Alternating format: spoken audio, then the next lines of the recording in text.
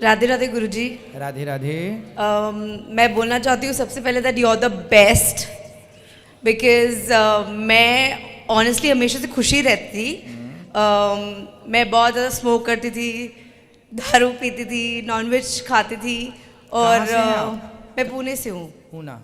हाँ जी। पुणे से, ठीक है। और मैं आई थिंक 1-1.5 हफ्ते पहले भी आई थी।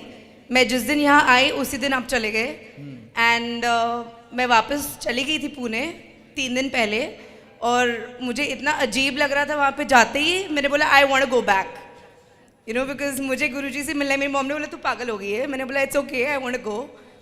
और मुझे आई डोंट नो जितने लोग देख रहे हैं, मुझे इतना बताना है कि मैं खुद भी लाइव स्ट्रीम करती हूँ, जैसे आपका कथा और सब कुछ यूट्यूब पे आता है, तो मैं खुद भी लाइव स्ट्रीम करती हूँ। लाइव स्ट्रीमिंग ऐप्स होते हैं, वहाँ पे मैं आपका लाइव दिखाती हूँ। बिकॉज लोग इतने फ्रस्ट्रेटेड है ज़िंदगी में कि नॉर्मल लाइफ में तो ऐसे भी लड़ते रहते हैं एक दूसरे से, और फिर ऐप्स ढूंढते हैं जहाँ पे वो किसी और को मिल सके ज़िंदगी में पीस पाने के लिए, और फिर वहाँ के उनकी लाइफ में भी और कंफ्यूज हो जाते हैं। तो जब मैं आपके कथाएं, आपकी बातें वहाँ पे लोगों को सुनाती हूँ, तो वो लोग भी मुझे बोलते हैं कि मैं पागल हो गई हूँ।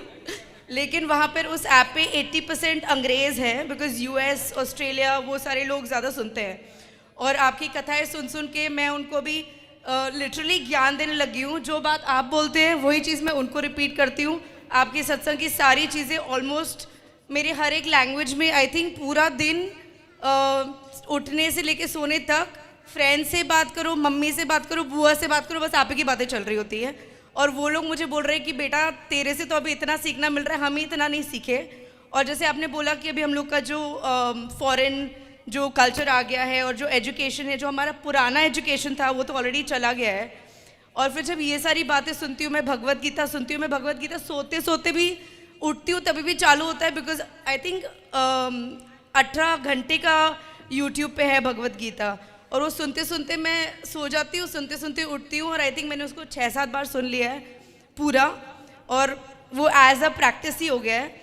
और इवन जब मैं फ़्लाइट में आ रही थी और मैं यूट्यूब पे दूसरी चीज़ें देख रही थी, तो मुझे ऐसे लग रहा था कि लाइक एक नॉर्मल गाना भी ऐसे लग रहा था कि अब नहीं सुनना है, सिर्फ राधे राधे सुनना है। और जब मैं यहाँ से पुणे गई, मैंने देखा सब लोग अपनी अपनी चीज़ों में इतना बिजी हैं, फ़ोन में बिजी हैं, आपस में एक दूसरे के साथ बिजी हैं।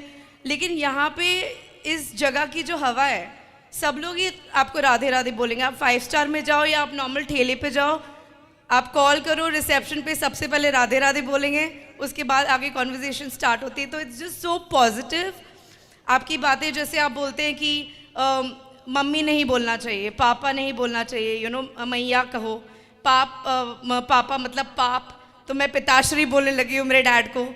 मतलब पिताश्री बोलने लगी हूँ डैड को। जब मैं डैड बोलती थी, ऑब्वियसली मैं डैड मेरे पिताश्री को बोलती हूँ कि आप सत्संग सुना करो, तो मुझे बोलते हैं तू सुन, हमें 10 साल और है सुनने के लिए। तो मैं यहाँ पर जब आई थी मेरे प्रीवियस ट्रिप पे, जस्ट 10 दिन पहले मैं आगरा में थी, और आपकी एक चीज़ मैंने कथा में सुनी थी उसी वक्त जब मैं आगरा में थी। आपने घी के बारे में बताया था कि एक भक्त भगवान को बोलता है कि ये घर मेरे लिए बनाओ, और उन्होंने बोला था कि ये घी लेके 3 परिक्रमा करो और वापस आओ। और फिर बोलता है अब बता तूने कितनी बार मुझे याद किया। तो उसने बोला मेरा तो पूरा ध्यान घी में लगा था, तो मैं आपको याद नहीं कर पाया। तो वो उन्होंने बोला, भगवान ने बोला कि जो इंसान कर्म करते हुए भी मुझे याद रखता है, यू नो, वो इंसान मेरा सबसे बड़ा भक्त है। तो जब मैंने ये बात अपने डैड को बताई, बिकॉज मेरे डैड आने के लिए तैयार नहीं थे यहाँ पर, तो मैंने उनको वीडियो कॉल पे ये बात बताई। और मेरे डैड पता नहीं क्या हो गया उनको, बिकॉज मेरे डैड बोले थे मैं यहाँ पे बैठ के ही कर रहा हूँ राधे राधे। तो मैंने बोला कि मेरे गुरुजी बोलते हैं कि जो फ्री इंसान बैठा रहता है वो तो कभी भी राधे राधे राधे राधे कर सकता है, लेकिन जो काम करते करते भगवान का नाम ले, वो भगवान का सबसे बड़ा भक्त है। तो मैंने उनको बोला आपको यहाँ आना है। और मेरे डैड लिटरली, मैं इतने, आई एम 36 गुरुजी, और मैं इतने सालों में मैं जब भी मेरे डैड को कुछ बोलती हूँ जवाब ना ही आता है, और मतलब सामने बैठ के कन्विंस करना जवाब ना आता है। और जब मैं वहाँ पे ये कहानी उनको सुनाई मेरे डैड को, और मेरे डैड इतने ज़िद्दी, वो इंसान ने बोल दिया मैं कल सुबह ट्रेन लेके आ रहा हूँ, और वो यहाँ थे। और हम लोगों ने सब जगह साथ में दर्शन किया, सब कुछ किया। और जितने भी लोग यहाँ पे देख रहे हैं, you know, I just want to say कि ये बहुत ही अलग फीलिंग है, यू नो। मतलब एक ऐसा फीलिंग है कि मतलब जैसे मैं स्मोक वो करती थी तो मुझे बहुत अनहेल्दी फील होता था, एनर्जी नहीं होती थी बॉडी में। अब कुछ ना करने के बाद भी मन नहीं करता है। मैंने तुलसी की माला लगा ली है और अब मेरा ऐसे कभी कभी ये थॉट भी आता है ना कि ये करना है, मुझे ये फूकना है या मुझे ये पीना है, तो मुझे ऐसे लगता है कुछ है यहाँ पे जिसने मुझे रोक के रखा है कि नहीं तू नहीं करेगी। और मैं अपने फ्रेंड्स लोग को भी ये बोलती हूँ कि दो चीज़ें हैं जो तुम्हारे साथ लड़ती रहती हैं, एक जो तुम्हारी बुराई है जो तुम्हें ऐसे करने पे मजबूर करती है, और एक तुम्हारी अच्छाई है। अब तुम देखो, तुम अगर अपनी बुराई से भी नहीं मतलब अगर हार सकते, जो तुम्हारी बुराई है, जैसे तुमको बोलता है कि इतना ठंडा मौसम है, इतनी ज़बरदस्त हवा आ रही है, एक सुट्टा और एक चाय तो पी लेते हैं, लेकिन फिर जैसे ये फीलिंग मुझे बहुत बार आती थी। और यहाँ पर भी जब मैं आई तो आई वाज लाइक मौसम इतना ज़बरदस्त है, मैं नीचे आई थी कुछ सामान लेने, मेरे वाला कोई नहीं देख रहा है, एक सुट्टा तो मार ही लेती हूँ। फिर उसके बाद पता नहीं क्या फीलिंग आया, लेकिन मैंने बोला जो मुझे रोक रहा था, क्योंकि मैंने स्मोकिंग छोड़ी थी पहले जी, बट फिर से मैं वापस से स्टार्ट कर देती थी, फिर छोड़ती थी, फिर स्टार्ट करती थी। लेकिन इस बार आई थिंक 3 महीने से no smoking, no drinking, no nonveg. Indians को तो छोड़, मैं गोरों को भी ज्ञान देने लग गई हूँ अब।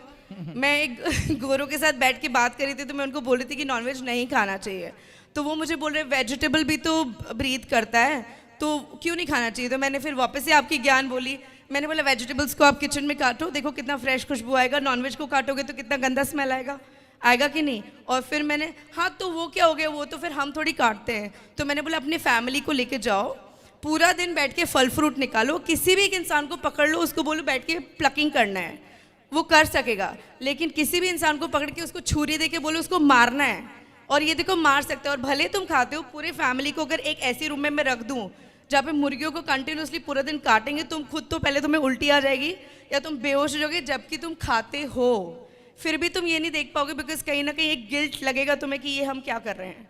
तो वो सिर्फ अपने आप को कन्विंस कर लेते हैं कि काटने वाला तो कोई और है, हम देख नहीं रहे हैं तो कोई प्रॉब्लम नहीं है। लेकिन जब ये खुद बैठ के देखेंगे तो उनको रियलाइज़ हुआ कि ये कितना पेनफुल है और ये नहीं करना चाहिए। सो मतलब इतनी सारी बातें कि मैं आई कांट स्टॉप बिकॉज इतनी सारी बातें मैंने सीखी आपसे, और मैं वही सारी चीज़ें हर बार रिपीट करती रहती हूँ, सब लोग को बोलती रहती हूँ। एंड इट्स अमेजिंग गुरुजी, और मुझे गुरु मंत्र भी लेना है आपसे। कल ले लीजिएगा। और आश्रम में माताओं के दर्शन किया आपने?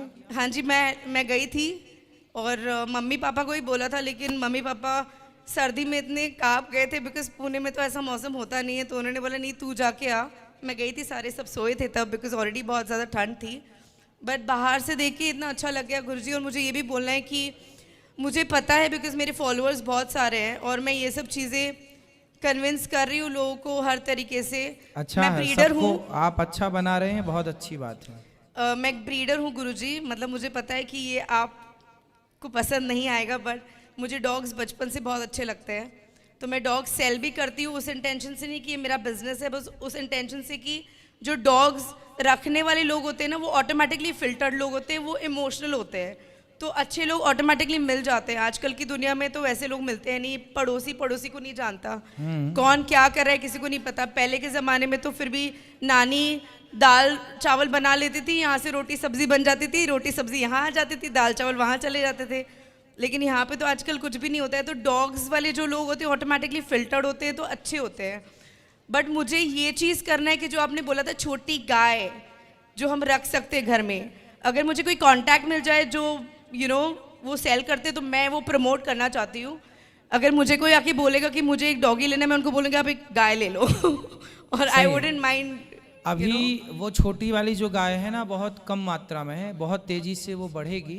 हाँ जी, और फिर सबको प्राप्त होगी वो। और गुरुजी मेरा एक फार्म हाउस भी लिया है मैंने, जो काफ़ी बड़ा है, और मेरा मन है कि मैं वहाँ पे यही करूँ कि गौशाला बनाइएगा, गायों की हाँ, सेवा कीजिएगा। हाँ जी, थैंक यू गुरुजी। खुश रहिए, सुखी रहिए।